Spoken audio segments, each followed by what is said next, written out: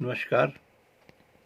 सच्ची मुठभेड़ के मंच से आप सबका स्वागत है। मैं सुदर्शन वशिष्ठ शिमला हिमाचल प्रदेश से आज आपके सामने एक पत्रिका विशेष पर अपनी बात रखूंगा, क्योंकि हमारे देश में हिंदी जगत को अगर हम देखते हैं तो पत्रिकाओं का बहुत महत्व रहा है और समय समय पर बहुत सारी व्यावसायिक, अर्ध व्यावसायिक या लघु पत्रिकाएं जिन्हें हम कहते हैं वो निकलती रही हैं।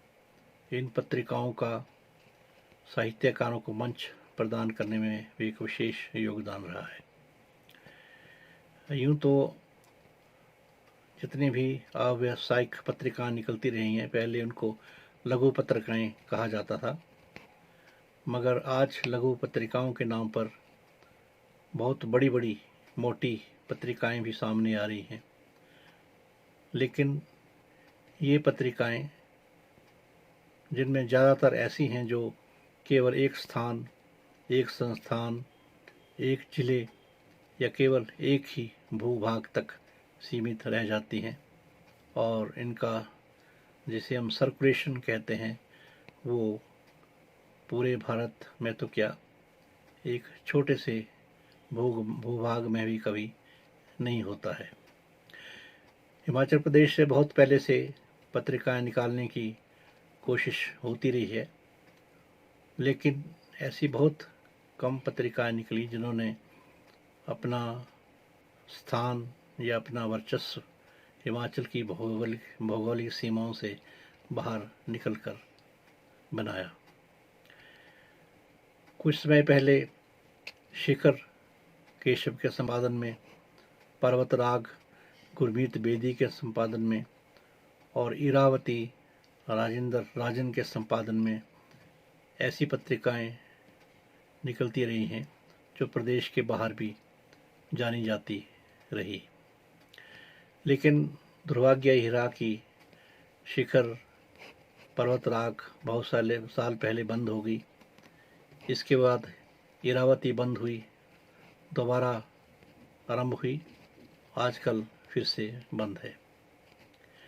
लेकिन हिमाचल प्रदेश के कुल्लू, पालमपुर, बिलासपुर आदि क्षेत्रों से अभी भी कुछ पत्रिकाएं या जिसे आप पत्र कह सकते हैं वो बराबर निकल रहे हैं।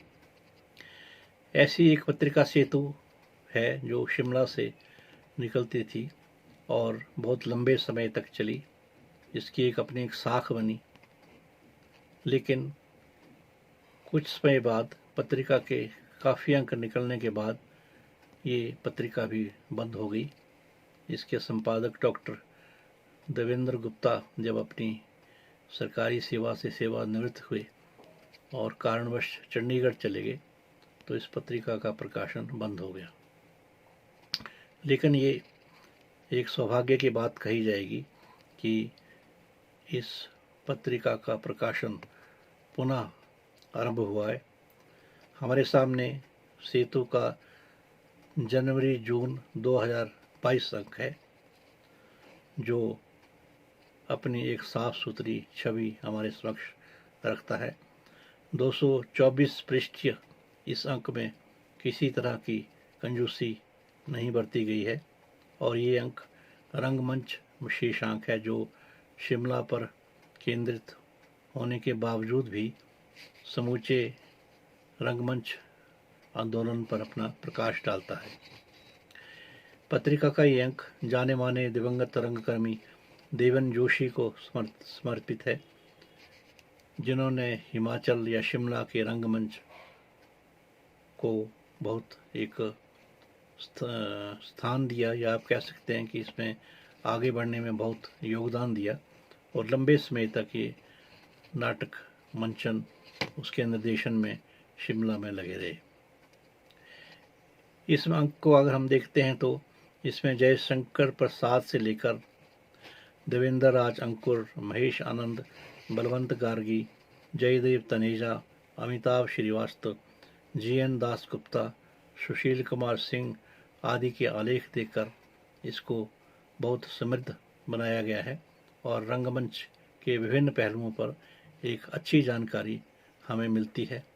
और शिमला और शिमला के आसपास हिमाचल के क्षेत्रों से रंगमंच पर सीमा शर्मा, श्रीनिवास जोशी, हिमेश रतन, सत्यन शर्मा और रवि कौशल के आलेखों के साथ इसमें जानकारी हमें मिलती है, जिससे जो हमारे प्रदेश में या शिमला में इसमें रंगकर्मी है जैसे प्रवीण चांद्रा, जवाहर कौल, रवि कौशल, केयर सिंह ठाकुर, केदार ठाकुर आदि उन पर विस्तृत सामग्री हमें पढ़ने को मिलती है। देवेंद्र राज अंकुर ने अपने आलेख में हिंदी रंग चिंतन की शुरुआत जो शीर्षक से जो है हरीशचंद्र की नाट्य रचनाओं का उल्लेख किया है और उस समय नाट्य विकास के विभिन्न रूपों पर विस्तृत सामग्री प्रस्तुत की है।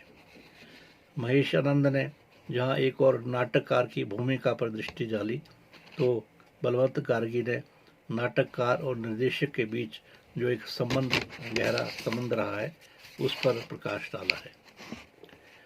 नाटक मंचन के प्रकाश विन्यास पर जीएन दासगुप्ता का आलेख, जयदेव तनेजा का स्क्रिप्ट और निर्देशक के द्वारा रूपांतरित स्क्रिप्ट पर लेखक से हटकर निर्देशक के अपने विवेक पर जो नाटक प्रस्तुत किया जाता है उस पर बहुत ही व्यावहारिक प्रकाश डाला गया है।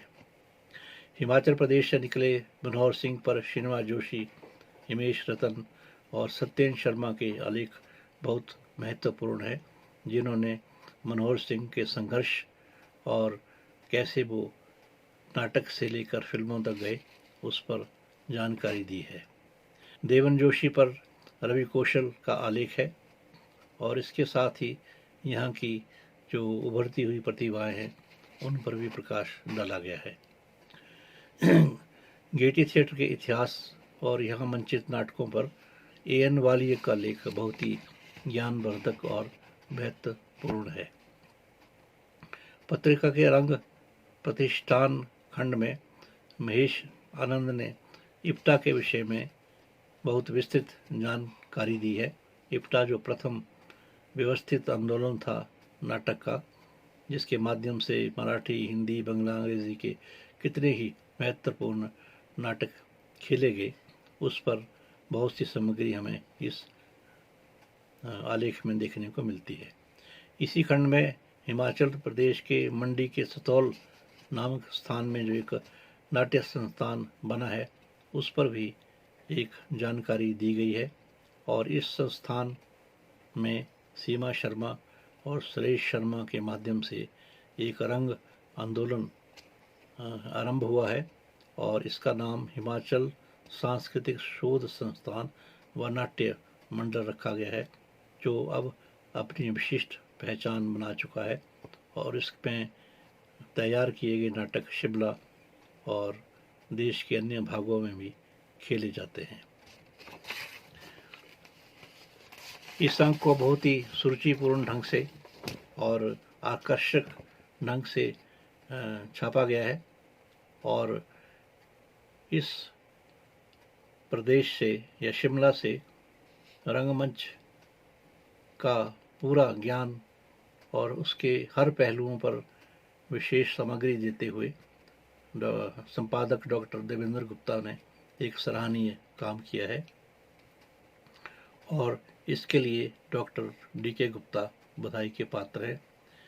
इसमें ये पत्रिका अर्ध वार्षिक रूप में प्रकाशित हो रही है और इसका जनवरी जून अंक, जैसा कि पहले कहा गया, एक काफ़ी बड़ा अंक है और इस अंक का मूल्य 250 रुपये रखा गया है। ऐसी आशा है कि सेतु निरंतर चला रहेगा और डॉक्टर देवेंद्र गुप्ता जो समय भी रंगमंच से जुड़े रहे हैं और रंगमंच पर उन्होंने बहुत शोध भी किए हैं। संभवतः जो उनकी डॉक्टरेट की डिग्री है वो भी रंगमंच से जुड़ी हुई है और इस तरह इस जो अंक विशेष के बाद भी ये पत्रिका चली रहेगी, इसके लिए हम उन्हें शुभकामनाएं देते हैं। धन्यवाद।